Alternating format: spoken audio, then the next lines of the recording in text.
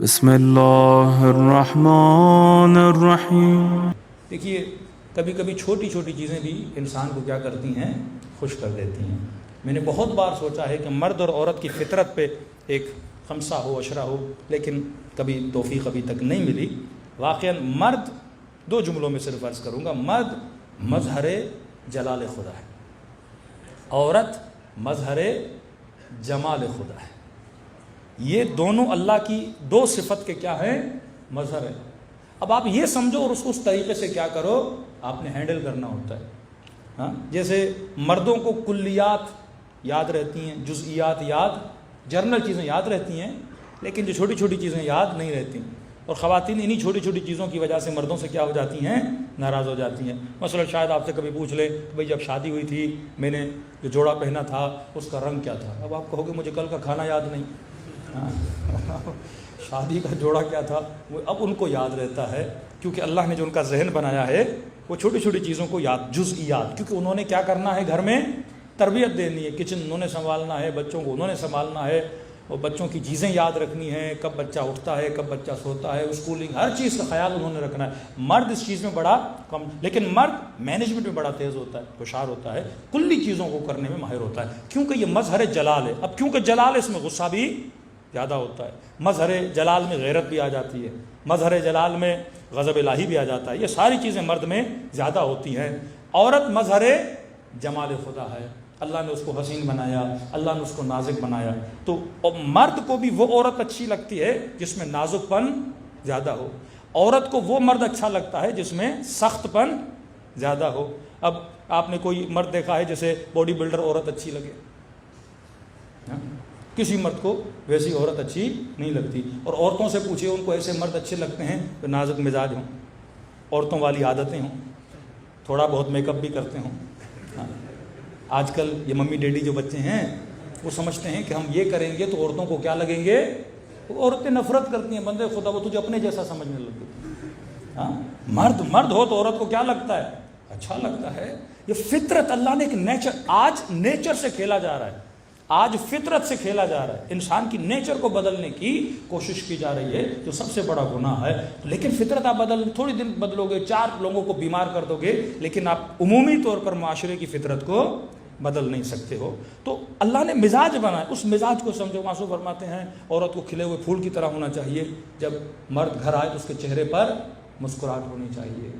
اور مرد کے لیے فرمایا جب یہ گھر آئے تو فرمایا جیسے کوئی بارش سے گھر کے اندر آتا ہے تو اپنے پاؤں کی کیچڑ کو صاف کر کے آتا ہے، تو فرمایا باہر کا غصہ، باہر کی چیزیں باہر رکھ کے گھر کے اندر جایا کرو۔ اب باہر تیری گاڑی کو کسی اور نے مارا ہے اور سارا غصہ بیوی پہ جا کے اتارا، فلائٹ مس ہو گئی، غصہ بچے پہ اتار رہے ہو۔ ہاں، باہر جتنے معاملات ہوئے، بندے خدا معاملات باہر رکھ، گھر جا کے اپنے چہرے سے غصہ اتار کے وجود کو ٹھنڈا کر کے گھر کے اندر جاؤ۔ اخلاق اچھا ہونا چاہیے۔ پھر فرمایا مومن کے چہرے پہ ہمیشہ مسکراہٹ، مومنوں کے چہرے ابوس نہیں ہوتے، مرجھائے ہوئے نہیں ہوتے۔ اتنا مسکراہٹ، اس سے بڑا کوئی کنجوس نہیں ہے، اس سے بڑا کوئی، تم کسی کو کچھ بھی نہیں دے سکتے، بندے خدا ایک مسکراہٹ تو دے سکتے ہو۔ اسی مسکراہٹ سے گھر خوش ہوتا ہے۔ کہ میں نے فرمایا، مولا علی سے امام حسن نے پوچھا کہ رسول خدا اپنا وقت کیسے گزارتے تھے؟ فرمایا اپنے دن کو 3 حصوں میں تقسیم کرتے تھے، جزءا للہ، جزءا لأہلہ، جزءا لنفسہ۔ ایک اپنے وقت کا حصہ اللہ کے لیے، ایک وقت کا حصہ گھر والوں کے لیے، ایک وقت کا حصہ اپنے نفس کے لیے، یعنی کمائی کے لیے، باہر جانا، تبلیغ کرنا، سب کچھ اپنے کاموں کے لیے۔ ہماری زندگی کتنے حصے ہونے چاہیے؟ 3 حصے ہونے چاہیے۔ یہ نماز پڑھنا صرف مصلی پہ بیٹھ کر نماز پڑھنا عبادت نہیں ہے، اپنی فیملی کو ٹائم دینا یہ بھی کیا ہے، عبادت خدا ہے۔ تو علی والوں کا گھر کیا ہونا چاہیے؟ جنت ہونا چاہیے۔ اب اس گھر میں اگر کسی مرد ہوس باز ہے تو اس کے گھر میں سکون نہیں ہوگا۔ تو گھروں کو ایسا بنائیں جیسے جناب سیدہ کا گھر تھا۔ یہی عبادت پروردگار عالم ہے۔ اپنے گھروں سے سکون ختم نہ کریں، یہی بچے ماں باپ کو دیکھ کر زندگی گزارتے ہیں۔ میں پنجاب کا ایک شہر ہے جامپور، وہاں پہ مجلس پڑھ رہا تھا۔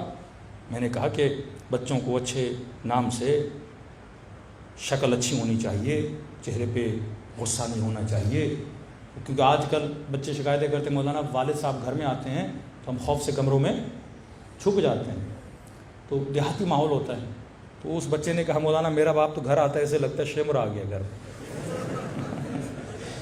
اب دیہاتی ماحول اس نے بول دیا مولانا باپ گھر آتا ہے تو ایسے لگتا ہے۔ واقعاً بعض ہمارے کیریکٹر ایسے ہیں بھائی، شمر سے کوئی ڈرے. ظالم تھا نا. باپ ظالم تو نہیں ہے, باپ کی ایک محبت ہوتی ہے. وہ گھر میں جائے تو بچے انتظار کریں کہ بابا کب آئیں گے, مما کے لیے ترسیں کہ اماں کب. یہ محبت کا ماحول جب آپ کا گھر میں ہوگا, 10 منٹ بیٹھو, آدھا گھنٹہ بیٹھو, ایک چائے بھی اگر محبت بھری فیملی ایک دوسرے کے ساتھ بیٹھ کے پیے تو اس چائے کا پینا بھی کیا ہو جاتا ہے, عبادت ہو جاتا ہے. یہ وہ سلیقہ, یہ وہ اصول کربلا ہے کہ جنگ کے ماحول میں, بڑی بات نہیں ہے, جنگ کے ماحول میں پتہ ہے کہ کل شہادتیں ہونے والی ہیں. مولا کے اصحاب کہتے ہیں کہ شب عاشور بھی امام حسین نے اپنے وقت کو 3 حصوں میں تقسیم کیا. شب عاشور, اس سے بڑی ترتیب, اس سے بڑا عقل, اس سے بڑا طرز زندگی تجھے کہاں ملے گا. کا ایک حصہ امام نے عبادت خدا کے لیے رکھا. کہ آپ سنتے ہو نا لشکر یزید سے تسبیح خدا کی آواز ایسے آ رہی تھی جیسے شہد کی مکھیاں اپنے چھتے پہ آواز کرتی ہیں. فرمایا ایک حصہ امام نے جنگی پلاننگ کے لیے رکھا کہ کل اگر حملہ ہو تو ہم نے حملے کو روکنا کیسے ہے, پہلے کون جائے گا, اصحاب جائیں گے, اہل بیت جائیں گے, پوری امام نے ایک ترتیب بنائی. اور فرمایا اس رات بھی ایک حصہ اپنے اہل و عیال کے لیے رکھا. کبھی سکینہ کے خیمے میں جاتے تھے, ہاں, پھر رباب کے خیمے میں گئے, ہاں, پھر عباس کے خیمے میں گئے, پھر زینب کے خیمے میں گئے.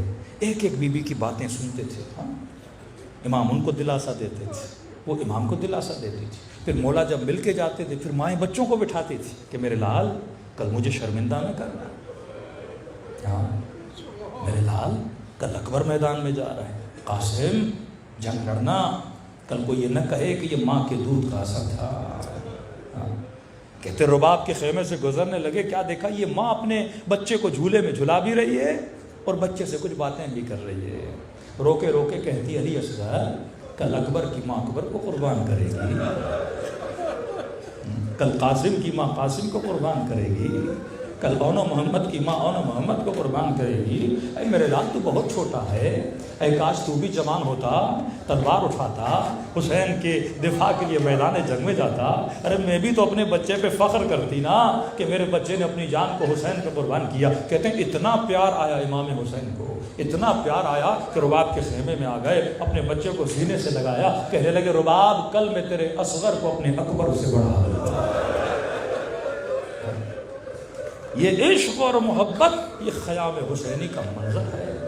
یہ عقل کل کس طرح سے ظاہر ہوتے ہیں. وہاں پر بھی بتا رہے ہیں کہ زندگی کیسے گزاریں. بھائی کی بھائی سے محبت, غلام کی آقا سے محبت, بہن کی بھائی سے محبت, شوہر کی زوجہ سے محبت. واللہ کہاں ملتا ہے جنگ کے ماحول میں اتنی محبت کا اظہار, آپ کو کہیں نظر نہیں آتا. وفا کا معیار, ادب کا معیار, عبادت کا معیار, حسن کا معیار, اخلاق اعلیٰ کا معیار, کہ اپنے ہاتھوں سے پانی پلا رہے ہیں, اپنے ہاتھوں سے.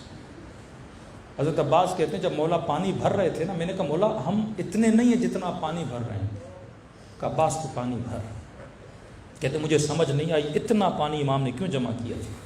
کہتے جب ہر کا لشکر آیا نا, کہا سب کو پلانا شروع کر دے. انسانیت اتنی ابا عبداللہ الحسین میں کہ واقعی جب یہ روایت پڑھی جاتی ہے تو انسان کا جگر چور چور ہو جاتا ہے.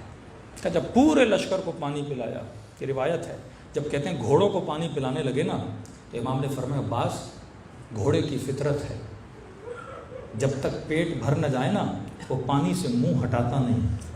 کہا انتظار کرنا جب تک وہ منہ نہیں ہٹاتا تو پانی نہ ہٹا. ارے جیسے حیوان کی اتنی پرواہ. کہ اتنے میں گھوڑے پر شخص آ رہا تھا ہر کے لشکر کا جو پیچھے رہ گیا تھا. امام نے کہا کہ جا اس کو لے کر آ. کہتے اتنی شدت گرمی, لوہا زرہ اس نے پہنی ہوئی تھی, اب اس کو آنکھوں کے سامنے اندھیری آ گئی, رستہ نظر نہیں آ رہا تھا. کہتے حسین خود آگے بڑھے. کہا اے بھائی نیچے آ, پانی پی, کہیں پیاس سے تو مر نہ جائے. کہتے ہیں اسے حسین کی بات سمجھ میں نہیں آئی کیونکہ شدت پیاس اتنی تھی کچھ نظر نہیں آ رہا تھا. کہتے امام نے اونٹ کی مہار کو پکڑا, اونٹ کو نیچے بٹھایا. کہا نیچے آ جا.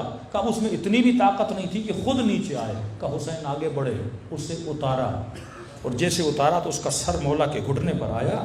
حسین نے اپنے ہاتھوں سے جو روکنے آیا تھا اسے پانی پلایا.